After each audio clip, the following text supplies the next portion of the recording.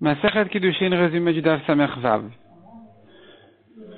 La Gemara nous ramène ici 3 halachot où un témoin vient dire à quelqu'un, sache que tu as quelque chose qui est devenu pasoul, et l'autre il se tait, on va croire le témoin. Les 3 exemples sont, si le témoin lui dit tu as mangé de la graisse interdite, tu dois amener un korban, l'autre il se tait, il amène le korban. Deuxième cas, tes fruits sont devenus tamés, l'autre il se tait, on craint que les fruits sont tamés. Troisième cas, ton animal a subi une avéra qui le rend pasoul de korban, l'autre il se tait, on va le croire et l'animal devient pasoul de korban. De là, la Gemara, on arrive à une grande question. Qu'est-ce qu'on dira dans le cas où un témoin lui dit que sa femme l'a trompé, et lui il se tait? Est-ce que ici aussi on va croire le témoin, oui ou non? Et la Gemara dit, selon Abaye, on va croire le témoin, selon Rava, on ne le croit pas parce qu'il faut minimum 2 témoins, en davar sheberva, pachot mishnaim. Toute chose qui est une question de mariage et de rapport entre un homme et une femme doit passer uniquement par 2 témoins. Donc un témoin n'est pas suffisant. Et la Gemara nous ramène plusieurs braïtot et plusieurs preuves pour Abaye, pour Rava, et comment chacun explique l'autre, comme par exemple l'histoire d'un aveugle qu'un témoin lui a dit que sa femme l'a trompé, et Shmuel lui a dit si tu le crois, alors tu dois la divorcer. Et donc, selon Abaye, si tu le crois, ça veut dire que c'est un témoin cachère, tu la divorces. Selon Rava, non. Si tu le crois, c'est pas que c'est un témoin cachère, c'est que tu le crois entièrement. Et que tu es certain qu'il ne te ment pas, c'est là où tu dois la divorcer. Mais sinon, un témoin n'est pas suffisant.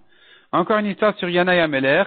Les Chachamim disaient il était un descendant des Kohanim, et il lui en voulait d'être roi plus Kohen Gadol. Il disait, il peut pas être Kohen Gadol, parce que sa mère était prisonnière, elle était prise par les Goïm, et que donc elle est interdite à son père Cohen, et que lui-même donc il devient halal, il devient Cohen Pasoul. Et toute une histoire autour de ça, où finalement ça a mal tourné, et Yana Amelech a tué tous les Chachamim.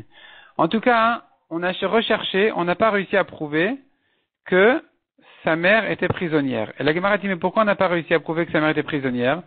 Certainement il s'agit qu'il y avait un témoin qui a dit qu'elle était prisonnière, et qu'il a été contredit par 2 autres. Mais s'il n'avait pas été contredit par 2 autres, alors on l'aurait cru. Donc tu vois comme Abaye qu'on doit croire un témoin.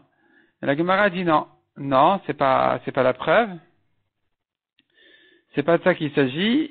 On pourrait expliquer de plusieurs autres manières pourquoi ici on n'a pas réussi à prouver qu'il était halal, qu'il était pasoul. Soit parce qu'il y avait 2 témoins contre 2.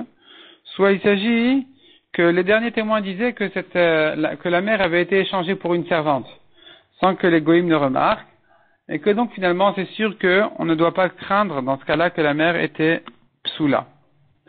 Encore une preuve dit Rava cette fois-ci. Il s'agit du cas d'un mikvé.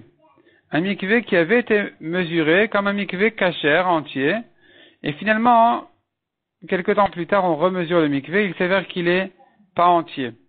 Il n'y a pas assez d'eau, le mikvé il est pas soul.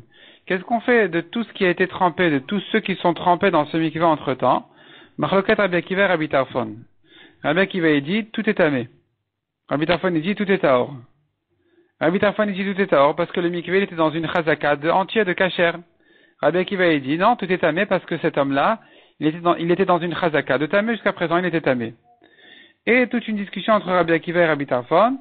Et finalement, dans cette discussion-là, la Gemara en arrive à une preuve. Finalement, parce que Rabbi Akiva et Rabbi Tarfon sont en discussion à quel cas comparer le cas du mikvé. Est-ce que tu le compares à un Kohen qui a travaillé au Beth Amikdash et il s'avère qu'il a un défaut, donc tout ce qu'il a fait c'est pas soul? Ou tu le compares à un Kohen qui a travaillé au Beth Amikdash et il s'avère que sa mère était divorcée, tout ce qu'il a fait rétroactivement c'est cachère dans ce cas-là?